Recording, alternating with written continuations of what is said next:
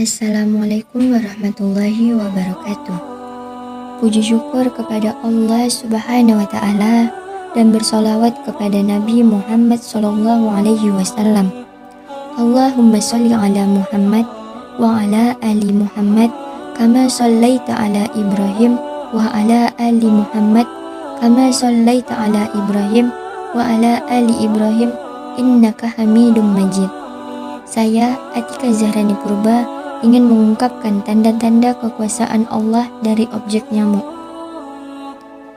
Manusia memandang nyamuk sebagai serangkaian sangat mengganggu. Gigitan nyamuk yang menimbulkan gatal dan sakit menjadi alasan membasmi nyamuk. Iya, begitu yang sering dilakukan. Sakit tidak berartinya kehadiran nyamuk di tengah kehidupan kita. Lantas, mengapa Allah menciptakan nyamuk? Apakah nyamuk punya peran penting dalam kehidupan manusia? Apakah berdosa ketika membunuh nyamuk? Mengapa nyamuk diciptakan? Dalam sepintas tidak ada hal positif tentang nyamuk di mata manusia. Makhluk yang berukuran kecil ini bahkan bisa dibilang kehadirannya tidak diharapkan. Bukan tanpa alasan, aktivitas manusia bisa terganggu karena gigitannya. Gigitannya bahkan menimbulkan penyakit. Penyakit yang ditimbulkan karena gigitan nyamuk adalah malaria dan demam berdarah. Pada tahun 2015, penyakit malaria yang disebabkan oleh gigitan nyamuk yang menyebabkan 438.000 kematian. Sementara demam berdarah meningkat 30 kali lipat dalam 30 tahun terakhir. Memang sangat mengerikan. Namun, membasmi nyamuk hingga punah bukanlah solusi. Allah menciptakan makhluk hidup di muka bumi ini merupakan rantai makanan yang saling ketergantungan. Nyamuk adalah sumber kehidupan binatang lainnya. Begitu kehadiran nyamuk menjamin siklus hidup makhluk lainnya. Kehadiran nyamuk ternyata bukan sekedar sebagai bahan makanan hewan lainnya. Meski ukurannya yang kecil, setiap organ tubuhnya menyimpan banyak fungsi. Di bagian kepalanya terdapat 100 mata yang terbentuk seperti sarang lebah. Di mulutnya terdapat 48 gigi. Nyamuk bahkan memiliki 3 jantung, juga memiliki alat bius dan berfungsi untuk kelangsungan hidupnya. Alat bius ini bekerja ketika nyamuk menggigit manusia, sehingga manusia tidak merasakan keberadaan nyamuk yang tengah menggigit. Namun, bekas gigitan itu baru dirasakan setelah nyamuk beranjak dari kulit manusia. Seperti yang sudah dijelaskan, meskipun nyamuk sangat mengganggu manusia, kehadiran nyamuk menjadi bagian dari kelangsungan hidup makhluk lainnya. Tidak sia-sia Allah Subhanahu wa Ta'ala menciptakan nyamuk. Hal ini yang telah dijelaskan di dalam Al-Quran yang berbunyi, "Ya Tuhan kami, tidaklah Engkau menciptakan semua ini sia-sia. Maha suci Engkau. Lindungilah kami dari azab neraka." Quran Surah Al-Imran ayat 191.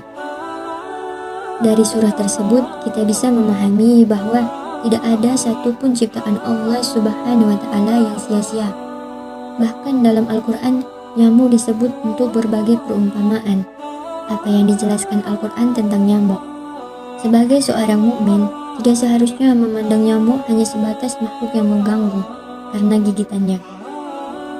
Jika dicari tahu lagi, ada banyak pelajaran yang bisa dipetik dari hadirnya nyamuk di muka bumi ini.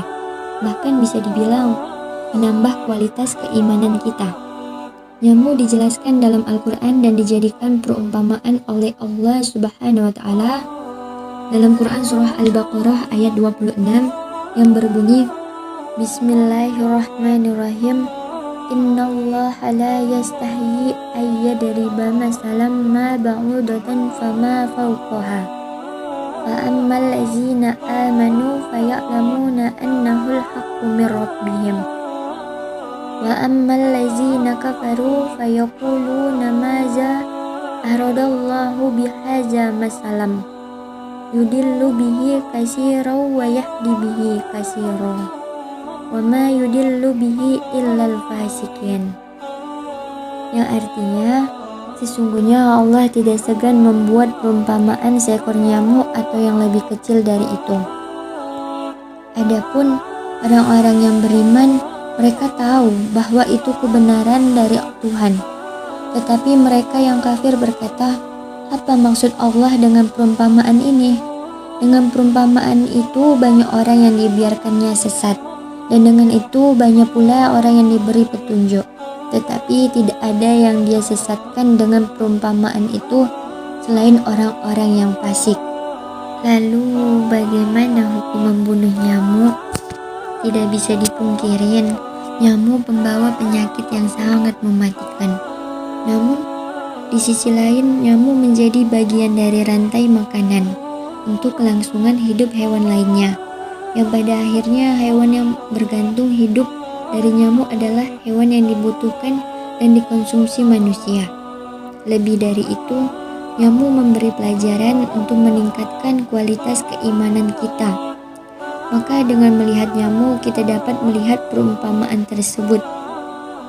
Lalu, bagaimana hukum membunuh nyamuk? Syekh Abdul Aziz bin Baz pernah ditanya hukum membunuh serangga tidak terkecuali nyamuk. Ia lalu menjawab, hewan-hewan semacam itu jika mengganggu boleh untuk dibunuh, asalkan tidak dimusnahkan dengan api.